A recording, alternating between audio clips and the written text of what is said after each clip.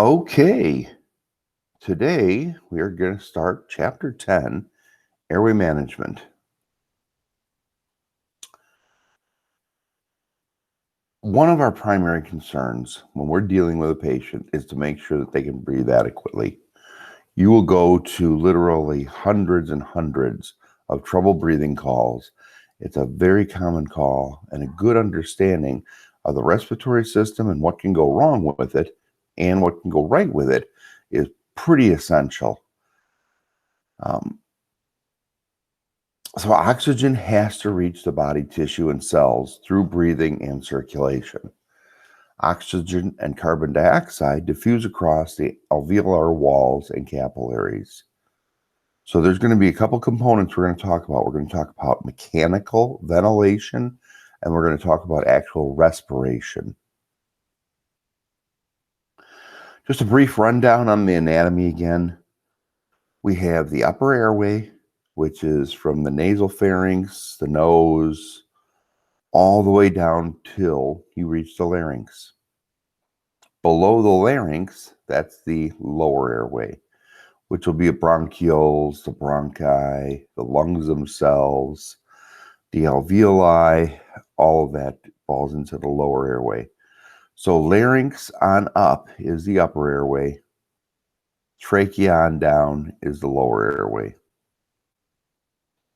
Main function of the upper airway is to warm, filter, humidify air as it enters the body. Major components here are the oropharynx, the pharynx, and the larynx. The pharynx, that's a muscular tube. It extends from the nose and mouth to the level of the esophagus and the trachea. It's got the nasal pharynx, the oropharynx, and the laryngopharynx. Nasopharynx, we know what our nose and our nose passages do. Filter out dust and small particles. It warms and humidifies air as it enters the body. The oropharynx, it's the posterior portion of the oral cavity. Remember the epiglottis, that's that little area there that's actually a flap, and it prevents us from drowning while we're eating or drinking. It's superior to the larynx. The larynx, complex structure. A lot of cartilage makes it all up, marks where the upper airway ends and the lower airway begins. It's got the thyroid cartilage, the cricoid cartilage, the glottis, which is the area between the vocal cords. For paramedics, they start to worry about the cricothyroid membrane that's sitting in the larynx. And this is also what would commonly, the laryngeal province is commonly known as the Adam's apple. The function of the lower airway, moving down, is to deliver oxygen to the alveoli. And it includes the main passageways, the trachea, the bronchi, the lungs. So the trachea, it allows air to come down into the lungs, divides at the carina. Remember that spot where the trachea will break off into the two main stem bronchi, right and left. Bronchi, they're supported by cartilage. They distribute oxygen to the lungs. So we have the trachea, the carina, you have alveoli.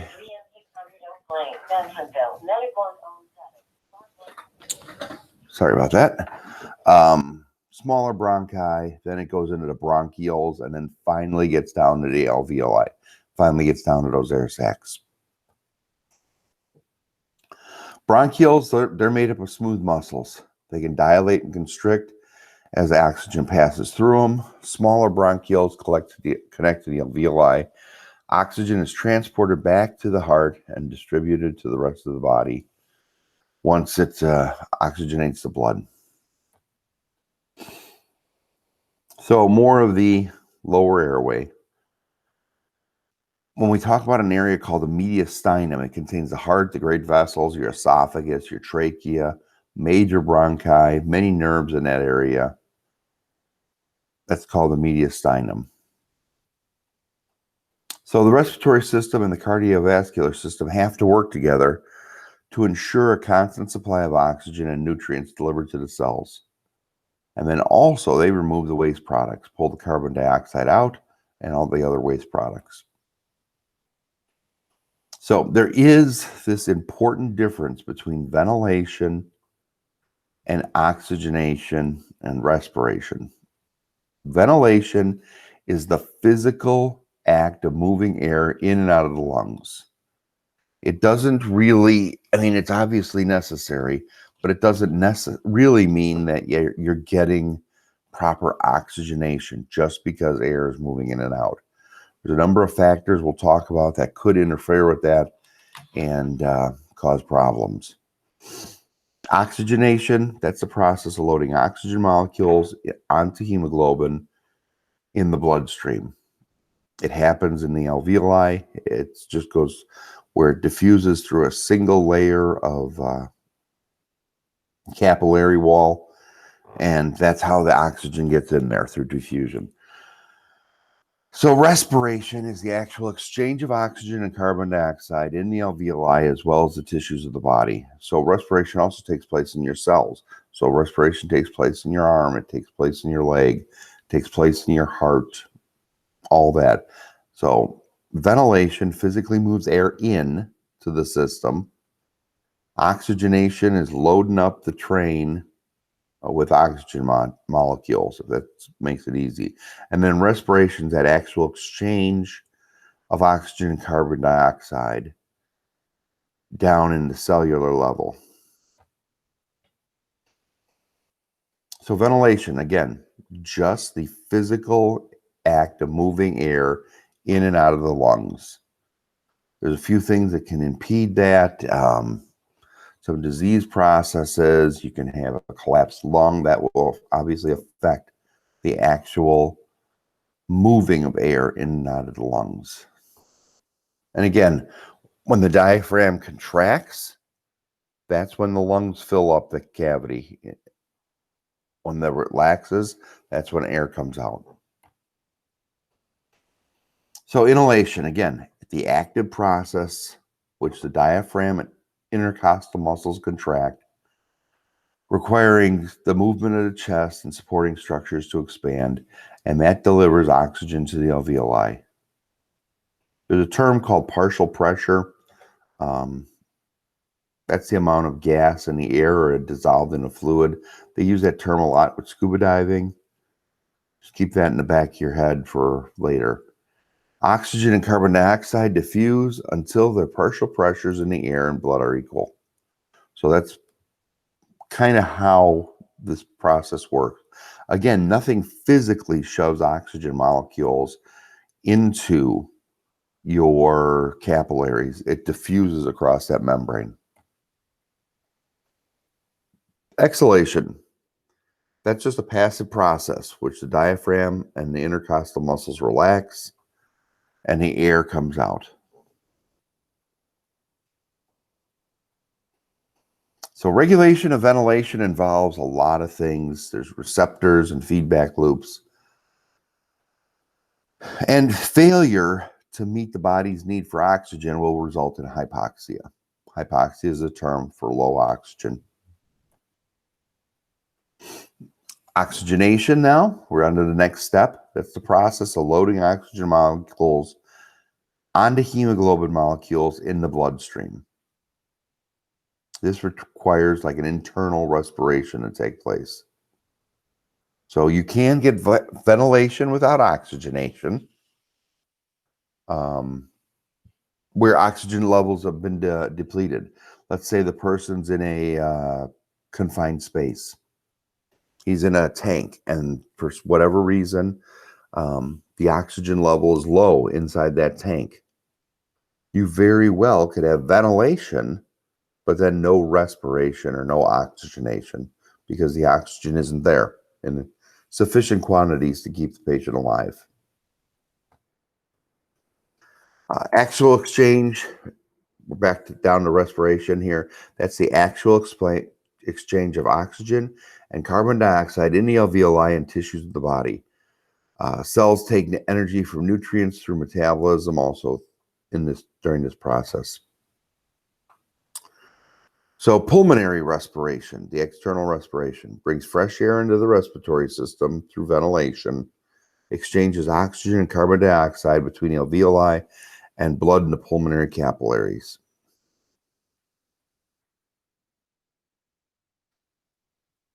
So you can see here where now we switch to internal respiration. And this is where oxygen would be fed to specific cells in the body and carbon dioxide and waste would be pulled out. All right, so obviously respiration is extremely important. All of our cells will die if deprived of oxygen. It's just a matter of time. So time is critical, and this is one of the critical things that we deal with, and probably the biggest thing that we can make a difference as EMTs on is making sure that the patient is adequately ventilated and adequately oxygenated. So in that 0 to 1 minute, you can actually have cardiac irritability, so much to the point where the person can go into a cardiac arrest through arrhythmias. 0 to 4 minutes, probably your brain's going to survive that insult of not having oxygen. 4 to 6 minutes, you're just going to start to fall into that brain damage possible. We talk about CPR, and you've heard, brain cells will die within 4 to 6 minutes. This is what they're talking about. 6 to 10 minutes, brain damage is likely. And more than 10 minutes, pretty much assured you're going to have some irreversible brain damage. Now let's put this in perspective. There is residual oxygen in our cells. There's residual oxygen in our system. As long as our heart's beating, some oxygen is getting exchanged. But as that oxygen level depletes, that's when brain damage and cell damage occurs. So what's our pathophysiology? How exactly does this all work? Well, the nervous system, there's chemoreceptors that monitor the levels of oxygen, levels of carbon dioxide, hydrogen ions. It measures the pH of cerebral spinal fluid. All provides feedback to the respiratory centers. So you can have a ventilation and perfusion ratio and mismatch. You can have airflow, but not the right blood flow. This stuff all has to match for it to work right. It's pretty amazing that we're, alive and functioning because a lot of factors have to come in. So you'll have a problem if you have no gas exchange, lack of oxygen in the bloodstream, recirculation of carbon dioxide within the bloodstream, severe hypoxemia. All this will cause problems. So as we get into this, maintaining a patent airway is critical. And a patent airway, in other words, is an airway that allows for this ventilation and respiration to take place without a problem. There's some things that can cause this problem. You can have infections. You can have allergic reactions. You can have unresponsiveness. In other words, like the tongue can physically block the airway. Other factors that are extrinsic would be like trauma, foreign body obstruction, and the person's choking on a steak or whatever the case is. So oxygen and perfusion need to function efficiently. Circulatory compromise. Trauma emergencies typically obstruct blood flow to individual cells and tissue. So whether that's because there's not enough blood in the system anymore, whether vessels have been damaged, whatever the case is. Anemia, just not having the adequate and functioning red blood cells. Hypovolemic shock, not having enough circulating volume. And vasodilation, causing shock. In other words, your vessels open up and there just isn't enough fluid now with the larger vessels. So when we get into our patient assessment of respiratory system, We have to recognize adequate breathing. So we're looking for respiration or respiratory rate of 12 to 20 breaths a minute. Regular pattern of inhalation and exhalation. Bilateral clear and equal lung sounds. Regular equal chest rise and fall, and adequate depths. You'll get patients maybe that break their ribs and they just can't take an adequately deep breath because of the pain that they're experiencing. All those kind of things can affect our respiration. So what we're looking for is, again, that 12 to 20, and this is an adult, 12 to 20 breaths a minute, regular inhalation and exhalation, no funny breathing patterns or anything along those lines. Bilateral clear and equal lung sounds. If we listen to the chest, we want to make sure we hear those lung sounds and they're clear, equal, everything's happening the way it's supposed to be. Equal chest rise and fall, and again, adequate depth.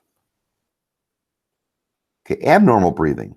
Less than 12 breaths a minute, odds are you're not getting enough air to physically ventilate the patient.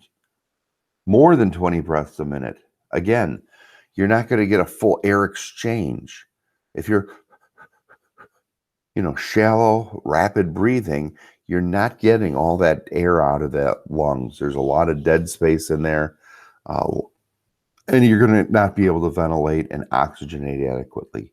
Irregular rhythm. A lot of head injury type patients, they can have irregular rhythm when they're breathing, and we'll talk about that in a little bit. Diminished, absent, noisy, auscultated breath sounds.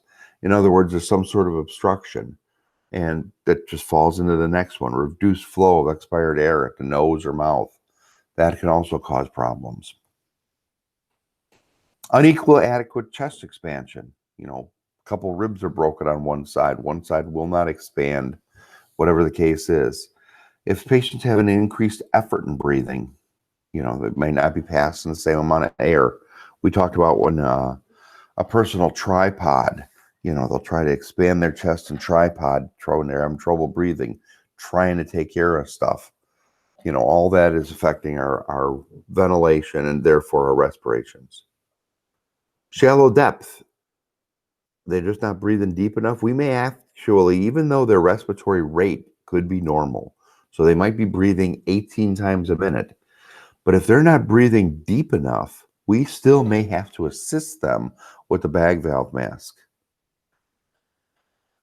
So, more signs of more abnormal breathing: skin that's pale, cyanotic, cool, possibly moist. If you see retractions, or skin pulling around the ribs or above the clavicles during inspiration, taking a deep breath and you see the skin actually sink in there, those are called retractions, the sign of inadequate breathing. So as we deal with patients and their life cycle, if they've gone into cardiac arrest, you may see something that looks like breathing. They're called agonal gasps. It almost looks like a fish sitting out on a dock, taking those last kind of, you see it take those big deep breaths, or trying to take deep breaths, trying to ventilate itself. That's not adequate breathing. So agonal respirations is not adequate breathing. Cheyne-Stokes respirations, stroke or head injury. It's an irregular breathing pattern. It's an increasing rate and depth of respirations followed by a period of apnea. So you get, and then they don't breathe for a little while, and then they start up again. So that's Cheyne-Stokes. Ataxic, that's just irregular, unidentified pattern. Again, may follow a serious head injury. Kussmaul, deep and rapid respirations, where the Cheyne-Stokes breathing involves periods of apnea. Kussmaul respirations are just deep, rapid respirations. It's common in patients with metabolic acidosis. So you got like a diabetic, a person in ketoacidosis, for diabetes, high blood sugar. You can see those Kussmaul respirations. So even though the patient may be ventilating appropriately, respiration could be compromised. Level of consciousness, skin color are excellent indicators for respiration. We also have things like this pulse oximetry. We can get an idea of what's going on. We have capnography, which is another excellent tool. Usually EMTs don't have capnography reading, but most medics do nowadays are able to measure capnography. All right, so when we're also considering all this, we got to consider oxygenation. And again, pulse oximetry, it's easy. You put it on their finger, and we can determine their the saturation of oxygen in their system. Basically, a routine vital sign. We're going to be doing that as any patient assessment, basically. So when we use the pulse oximeter, what can throw off those readings? Well, hypovolemia. If you're not getting blood into your fingers, then it's not going to work really well. Peripheral vasoconstriction, hypothermia can cause that. Smoking actually can cause that. People that are chronic smokers, their vessels distally will start to get smaller and smaller, and they'll start losing some perfusion. So that can cause a problem if they're a chronic smoker. If they're chronically hypoxic, their body may adjust to it, but then you're not going to see necessarily the readings that we would see in a person that looks without that disease process. So there's a little time delay, though. By the time their pulse ox starts to change, they're going down the rabbit hole of being in big trouble. They're going to have to be fixed. We're going to try to recognize this a lot earlier than when we see the pulse ox changing. It's a good indicator that, oh, this person is not doing well, but it's a later indicator. Other things that are going to interfere with us: dark or metallic nail polish, dirty fingers. Let's say the person was working in a shop or something, got grease all over their hands. We don't want to try to clean that off if possible. The nail polish, we may not have the ability to get that off. Sometimes you can get an adequate reading by turning the pulse oximeter 90 degrees and reading through the side of the finger. It doesn't always work as well, but it's better than nothing. Carbon monoxide poisoning too. Carbon monoxide will bond to the hemoglobin far more readily than oxygen does. So in those cases, we may have a person who's saturating at 100%, let's say, but not getting enough oxygen because the oxygen exchange isn't there because of the carbon monoxide. So very first thing we're going to do is ensure we have an open airway. Rapidly assess the patient, whether an unconscious patient has an open airway and is breathing adequately. So we see that person, just like CPR, they're unconscious, tap and shout, "Hey, you okay? You okay?" No response, we call for backup, and then open up their airway. If the patient's lying supine, that's the most effective way to check and open their airway. When unconscious, anybody that snores, that's their tongue partially obstructing the airway. So our most common airway obstruction is the tongue. If they're unconscious, simply a head tilt chin lift or a jaw thrust may open up that airway and solve that problem. So our head tilt chin lift is going to open up the airway in most patients. If they haven't sustained trauma, that's when we want to do this. So someone goes down from a heart attack and we're going to open up their airway. They find someone unconscious on the floor, really no real mechanism of injury. We're dealing with a medical problem. Head tilt chin lift is the most adequate way of opening their airway. So just like we are going to learn in CPR, or you may have learned previously in CPR, heel of one hand on the forehead, put backward pressure with the palm, and the other fingertips are on the jaw, and you lift upward, opening the airway. It pulls that tongue off the back of the throat and allows them to breathe. Jaw thrust. We're expected to learn, or we're expected to know anatomy and things like that at a higher level than the general public. So we have the jaw thrust maneuver. When we suspect a cervical spine injury, we use this. So you kneel above the patient's head, place your fingers behind the angle of the jaw, and you pull the jaw upward. You're using the palms of your hands against like their cheekbones, up against their xiphoid process, and help pick the jaw up again, pulling the tongue off the back of the throat. And we'll have the opportunity to practice this on the mannequin and maybe even on each other a little bit. Okay, opening the mouth. Use your cross finger technique. So you stick your fingers in there and kind of push them in different, across each other, and you'll open up their mouth. Be very careful when you're sticking your fingers anywhere near someone's patient's mouth that they are indeed unconscious. We don't want anyone getting bit. All right. I'm going to talk about suctioning here a little bit. We have to keep the airway clear in order to ventilate properly. If a person's unconscious, it's up to us to make sure their airway is clear. So using portable, hand-operated, fixed equipment is essential for our resuscitative efforts. The suctioning, we'll show you the suction units that we have here at school. In class, they're thick-walled, non-kinking tubing. So in other words, they can handle the pressure of suctioning and stuff. We'll have rigid tips. We'll have non-rigid catheters. Collection bottle, also made out of plastic. We don't want to use any glass, obviously, in this kind of situation. And then we also need some supply of water for rinsing the tips. Usually we have a small thing of saline or sterile water that we can rinse the tips off, get vomit or other secretions off it to allow it to work efficiently. Suctioning, that's, again, our airway skills are going to be one of the things that we do to make sure that our patients survive. So we have to check this stuff out in the morning. Make sure the equipment works. Make sure all the parts are there. They're assembled. They're ready to go right away. We don't want to have a person. We saw time is critical.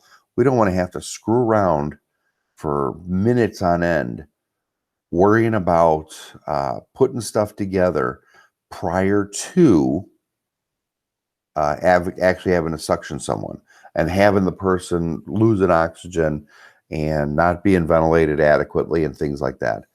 When we start and test up the suction unit, make sure that there's a gauge on there. Make sure it gets up to 300 millimeters of mercury. That'll ensure that we're getting adequate suctioning. Select and attach the appropriate suction catheter to the tubing. We'll have the tubing pre-rigged, but the catheter selection is up to you, whether it's a rigid catheter, whether it's a flexible catheter. All right, we can't just suction endlessly because we're pulling out air as well as whatever secretions.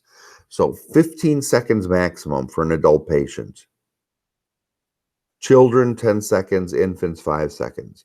Because you can make the person hypoxic by just suctioning, because you're sucking the air out and reducing the oxygen available for the patient.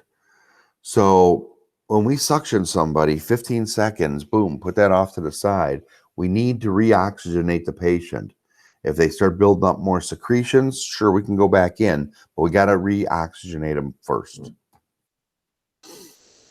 If you can't suction easily, get the catheter out of the patient's mouth, log roll them, clear the mouth with gloved fingers if you need to, or the towel.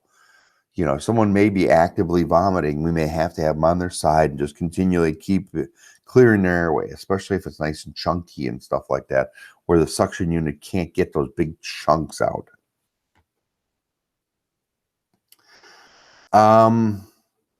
If the patient's producing frothy secretions, as soon as you suction them out, ventilate them for a few minutes. Keep doing this. Some heart conditions will cause them to foam up in their lungs. Same with drownings. You can end up getting the frothy secretions and stuff coming out of their body. Suction, ventilate. Suction, ventilate. usually ventilating for like 2 minutes. Then when the secretions get worse, they're coming from the lungs. So we're just doing the best job we can to get that stuff out of there. All right. Well, we're going to end this at this point here. And then in part 2, we're going to start talking about our airway adjuncts and some other things going on. So we will see you later in part 2.